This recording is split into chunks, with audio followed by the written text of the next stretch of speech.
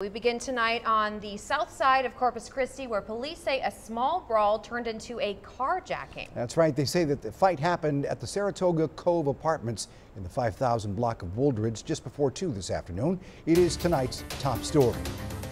Witnesses told officers about half a dozen people were fighting, but when police arrived, only a couple of people were left behind.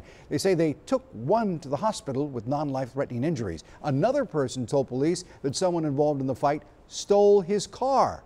Police say it all stemmed from an argument on social media.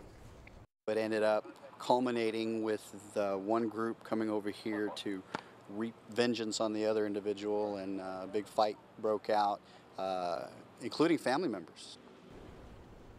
Police say that's when a man jumped into another person's car and took off.